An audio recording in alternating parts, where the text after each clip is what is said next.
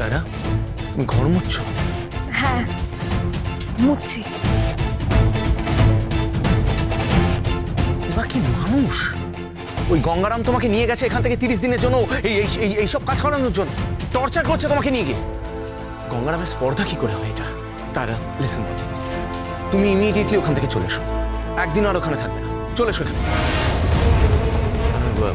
By the way, ওই আমি সুস্মিতার হাত দিয়ে ইনভিটেশন কার্ডটা পাঠিয়ে দিয়েছি। তোমার বাড়িতেও গেছিলাম আমি, ওরা আমাকে রিফিউজ করেছে। তুমি আবার আমাকে রিফিউজ করো না। এনিওয়ে, কার্ডটা দেখো। কিসের কার্ড?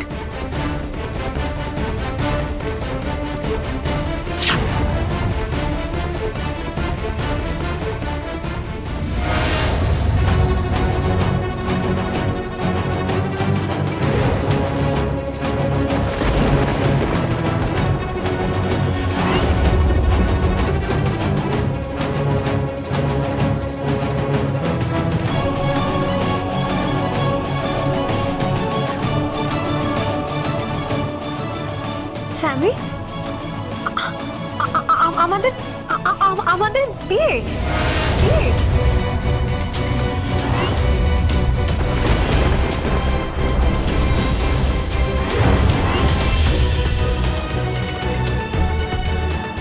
তোমার সঙ্গে আমার বিয়ে? স্যামি, তুমি কি সবাইকে ইনভাইট করেছো? Thank you Sammy. খুব বড় একটা পার্টি করবো আমরা। এই ভিখিরিগুলোকেও খাবো।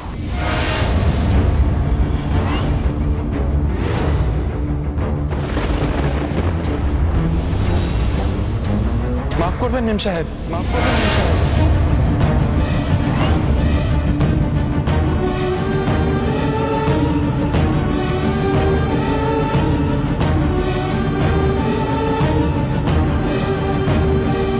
মা বাবাকে দয়া করে ভিখিরি বলবেন না মেম সাহেব। আমরা গরিব হতে পারি কিন্তু ভিখিরি তো নয়। আমরা তো কখনো কারোর কাছে হাত পাতি না।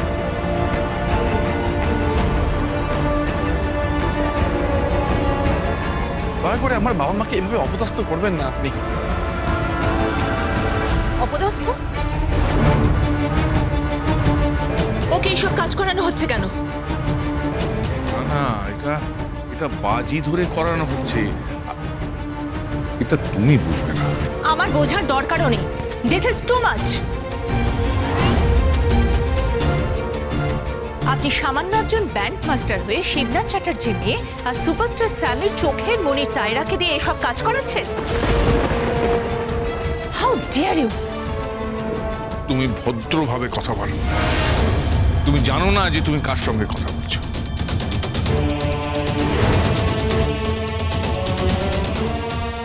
আমি গরিব হতে পারি, আমি ব্যান্ড মাস্টার হতে পারি, কিন্তু আশেপাশের এই 5টা গ্রামের লোক কিন্তু আমাকে সম্মান করে, শ্রদ্ধা করে।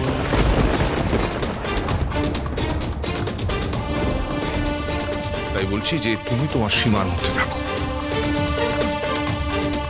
বৌমা, এই মেয়েটিকে বলো যে ওর কাজ যদি এখানে হয়ে যায় তাহলে চা খেয়ে যেন এই বাড়ি থেকে বিদায় নেয়।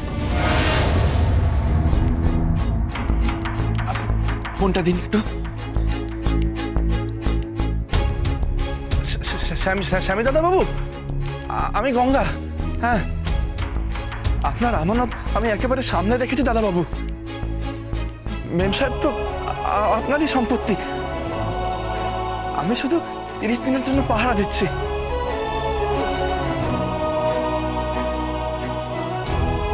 তাই না মেম সাহেব? ওকে দিয়ে ঘর মুছাচ্ছ তুমি? আগে আগে আপনি ও নিয়ে ভাববেন না দাদা বাবু। আপনি দাঁড়ান। শুনুন না দিদি ভাই, আপনি ওই কি ভিডিও কল না কি বলে না, ওইটা করে দিন না। এসব তুই কি করছিস? গঙ্গা এসব করিস না। আরে বাবা, ছবি টবি দেখে কি হইব? ও তো বাইরের লোক। হ্যাঁ রে গঙ্গা, এসব করিস না গঙ্গা। গঙ্গা, বাইরের লোককে এভাবে প্রশ্রয় দিস না। আপনি নিন না, আপনি ভিডিও কলটা করুন।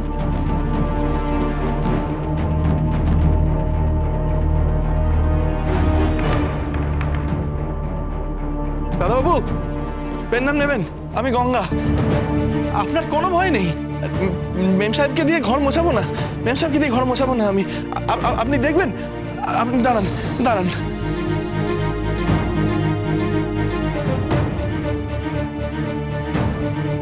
দাঁড়ান দাদাবাবু, দিদিমণি ফোনটা ধরুন না। আপনি এমনভাবে ধরুন যাতে স্বামী দাদাবাবু আমাকে দেখতে পায়। হ্যাঁ,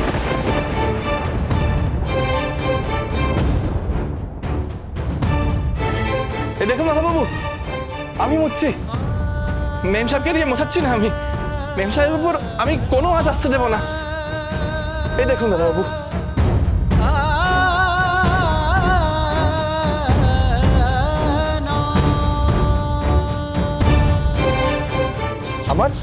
আমার বাবা মা খুব ভালো, আমার বাড়ির সবাই খুব ভালো। হ্যাঁ, মেম সাহেবের কোনো অসুবিধা হতে দেবো না আমরা। আসলে উনি মানে মেম সাহেব এখন বাজি ধরেছিলেন যে দাদা মেম সাহেব সব কাজকর্ম করতে পারেন কিনা, সেই নিয়ে এখন বাজি ধরা হয়েছিল। আমার মা বলেছিলেন যে সবার দ্বারা সব কাজ হয় না, তাই মেম সাহেব কাজগুলো করে দেখাচ্ছিলেন যে উনি কাজ করতে পারেন। উনি তো আসলে পারেন না। কে বলেছে আমি পারি না? হ্যাঁ, কে বলেছে আমি পারি না? মানে ও কাম অন, টায়রার ডিকশনারিতে পারি না বলে কিচ্ছু নেই। জাস্ট আ সেকেন্ড। চলো। মেম সাহেব,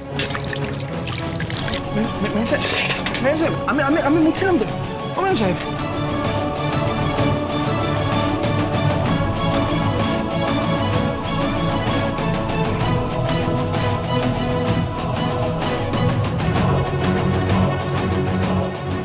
চলো এখান থেকে। মেম সাহেব মানে ঠিক মতো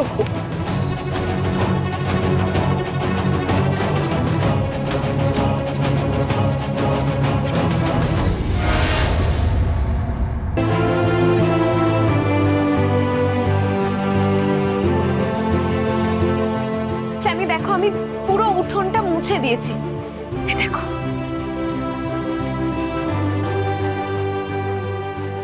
টায়রা, সামহাও তুমি ধীরে ধীরে ওদের মতো হয়ে যাচ্ছ।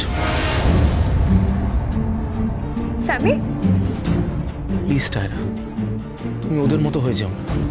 আলটিমেটলি 30 দিন পর তুমি আমার কাছে ফিরলেই না, সেরকম না হয়। আমি পার্টিতে সবকিছু সাজিয়ে গুছিয়ে বসে রইলাম, গেস্টদের মাঝখানে একা পড়ে রইলাম। আমি আসবো না মানে? তুমি কি ভাবছো আমি এই গঙ্গারামটার সঙ্গে থাকবো? এদের সঙ্গে থাকবো? এদের সঙ্গে থাকা যায়?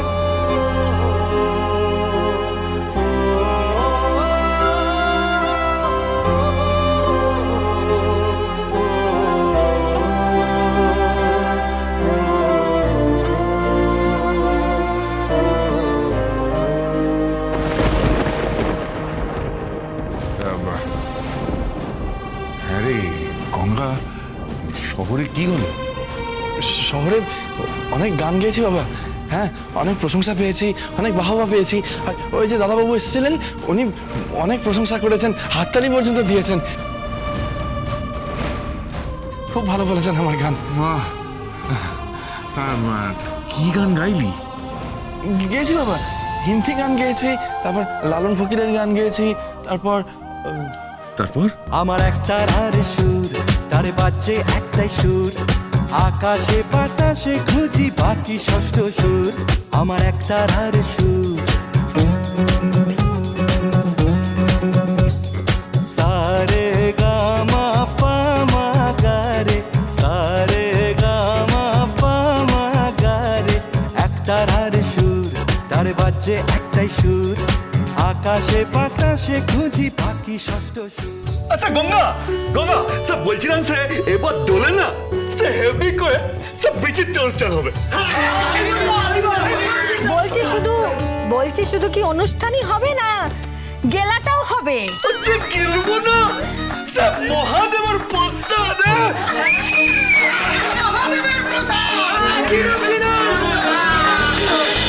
গঙ্গা